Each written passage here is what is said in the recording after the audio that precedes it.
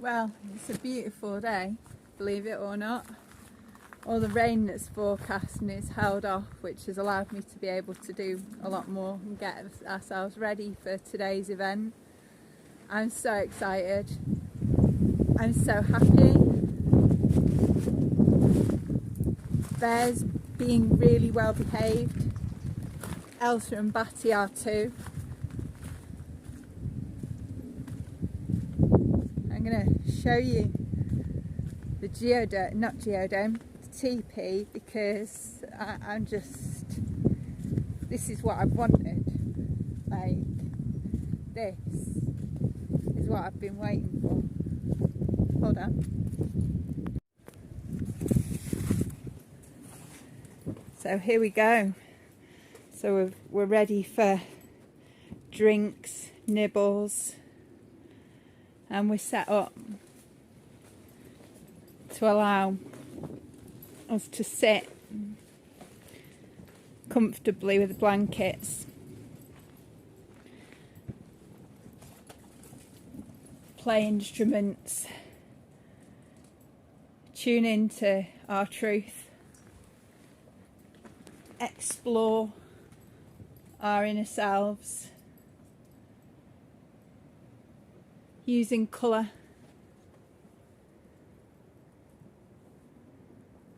and Reiki, and cleanse using sage. That's a dragon skull right there. I'm sure there's many of you who don't believe in dragons. I've got a skull that belonged to one, so I know that they're true, because I believed in them anyway. It's little light fairies, isn't it? We've got our altar set up here, right in the centre.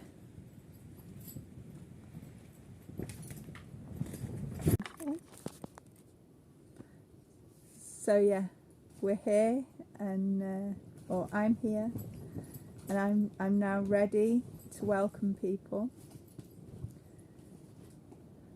And the reason why I'm so excited is because this is how I feel when I get to serve. When I get to feed people, and I get to listen to people and sit with people and spend time with people and help them honour their truth, it makes my heart sing. And I'm so honoured to be able to do that today, and to be able to hold space for people, to be able to honour the life of our dear friend Ginny, and to be able to also honour each and every individual as they come through on their unique journey to themselves, and to be able to spend time with them and just share space and listen to them. It's just a wonderful thing. There's some things in life you can't beat, and for me, I get the most from seeing and people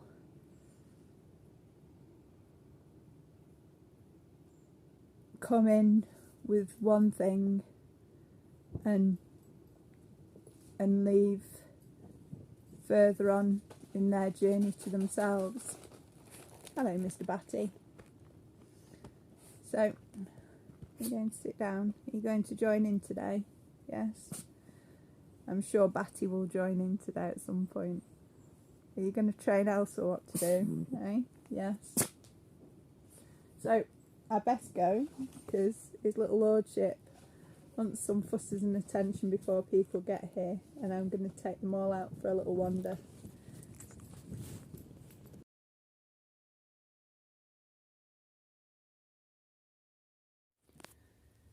The process of self-remembering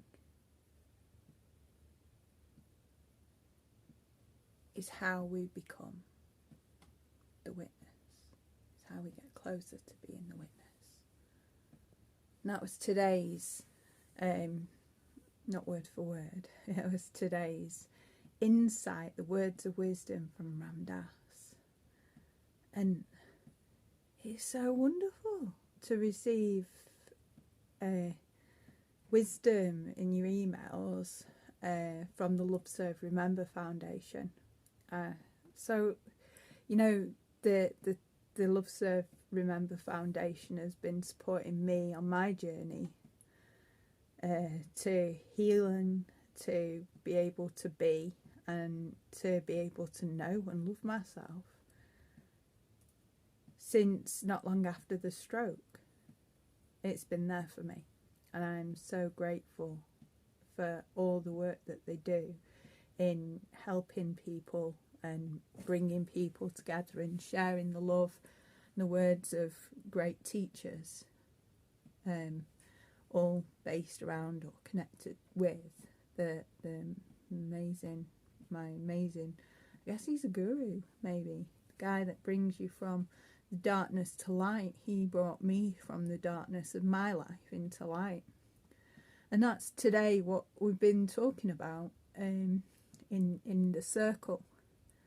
We was talking about how, in just different words, how we can go through dark times in our lives, and through finding the grace hidden within the teachings that it brings us, we're able to move forward. It helps us to let go.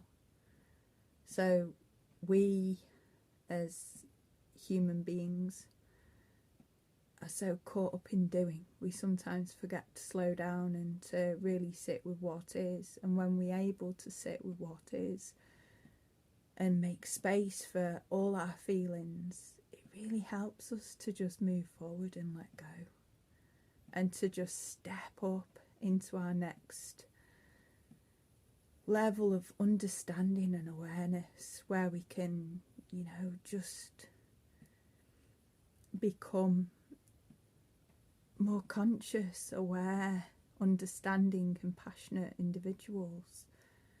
And the journey, it always, I mean, although I don't think I've ever come across anyone who started their journey with just working on themselves straight away. I think pretty much everyone I've ever met or come across has spent time in some kind of depression or suffering, like a great time of great suffering, before they were pushed hard enough into working on themselves and finding their truth.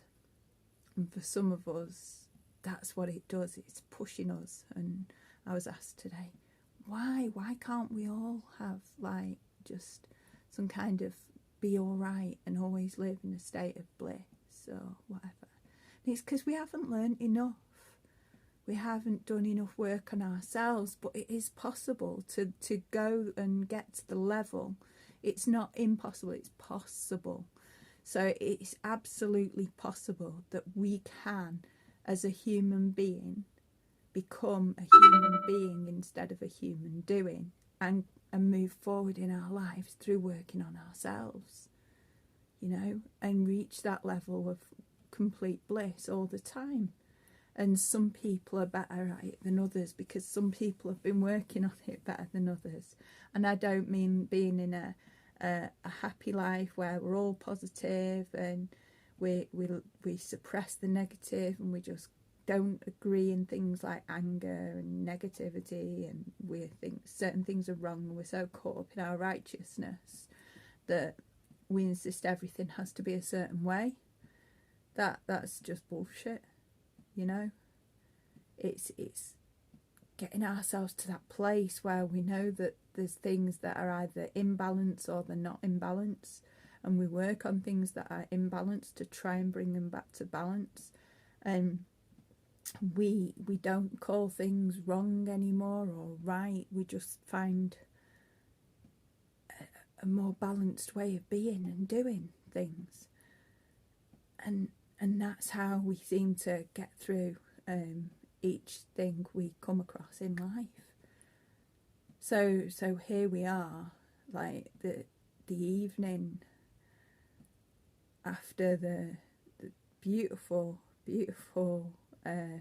time spent in the circle today. That's been an absolute blessing, and just the perfect, absolute divine right, perfect time for everyone in it.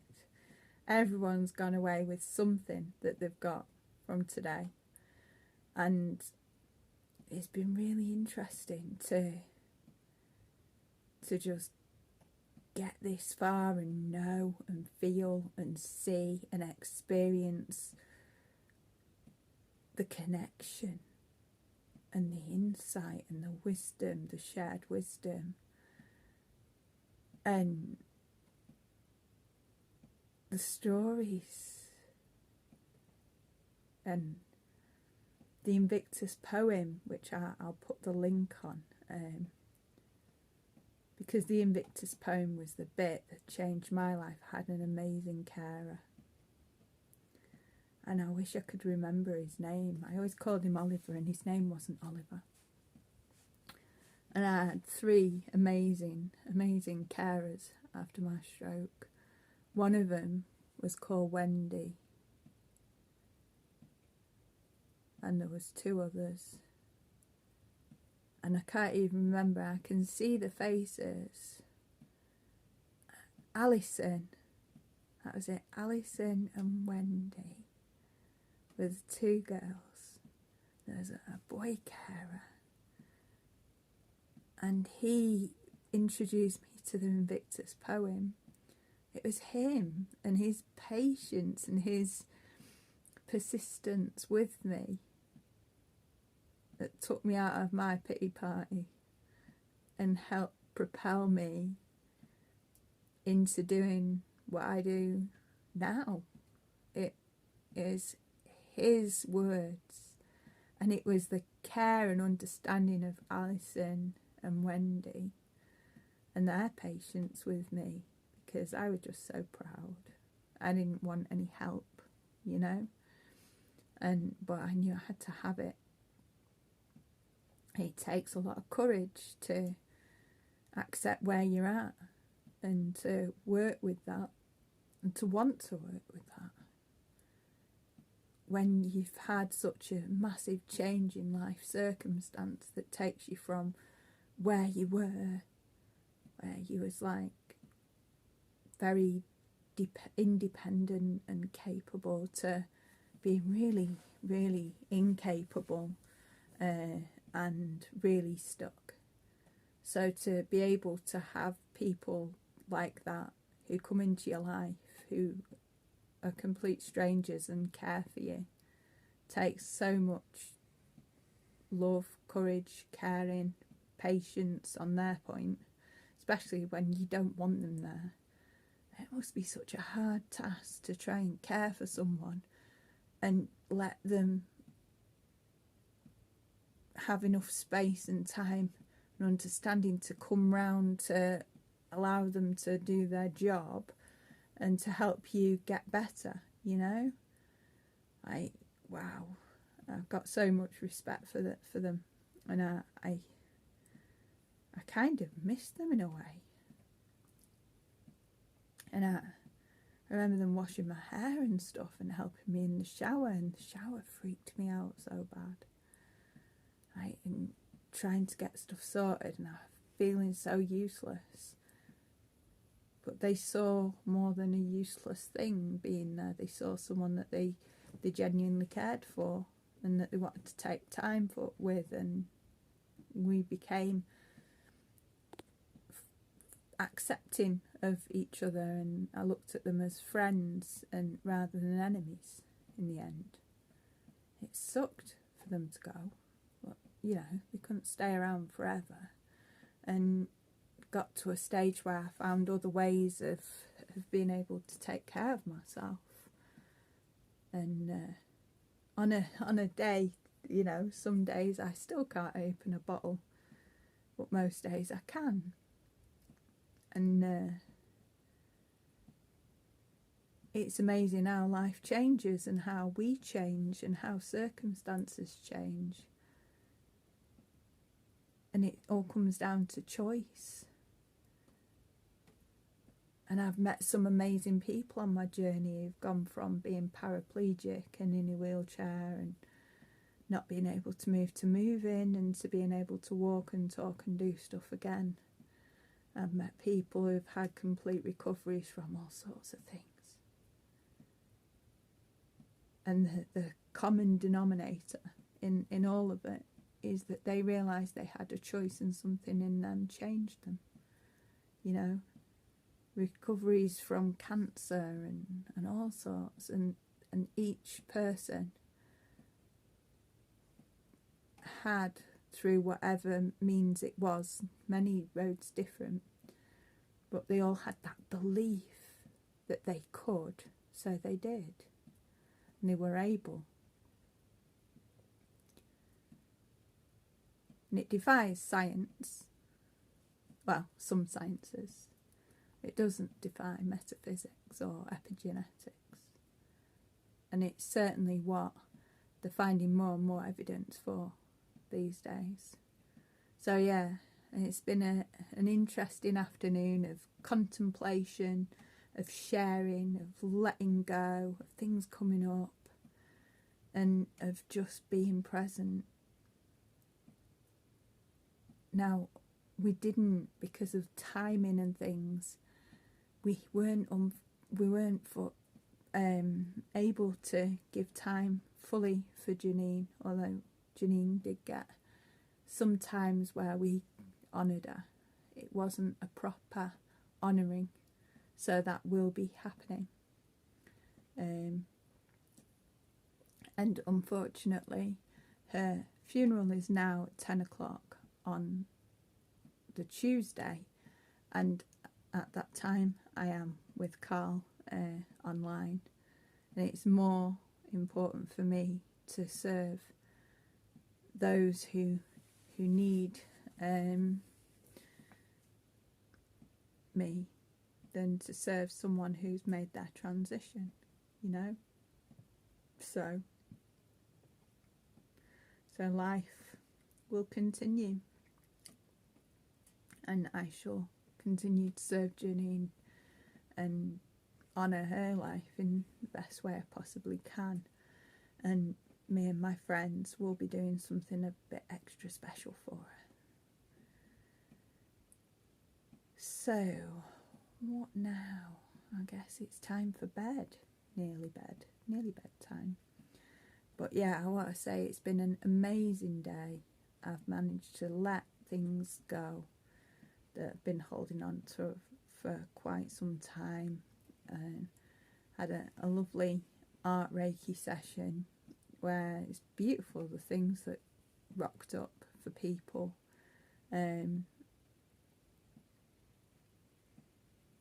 Reiki is at the centre, I guess, of what I do with most things.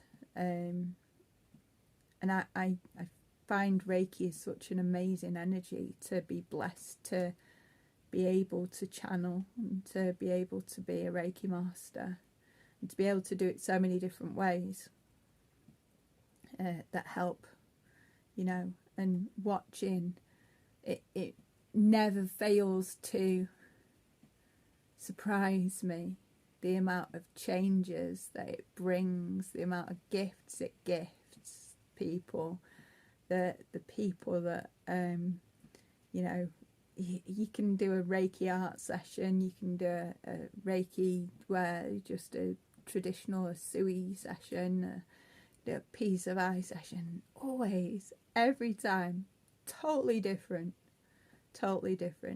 and totally different outcomes, and always for the highest good. It's a blessing. Being on my Reiki journey has been a massive part of healing and changing and growing and evolving into who I am today.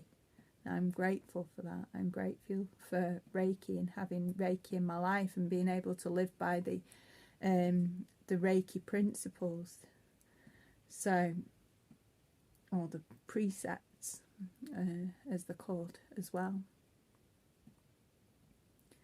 So with that thought, I'm gonna disappear.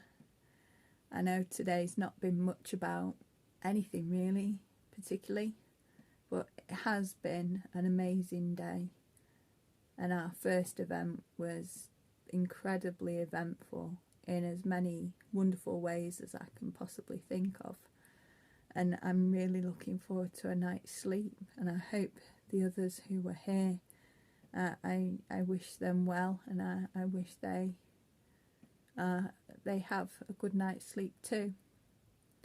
And the journey never stops there, so it will be an interesting few days where no doubt I'll get some messages and things, and be able to help people further grow and evolve and process.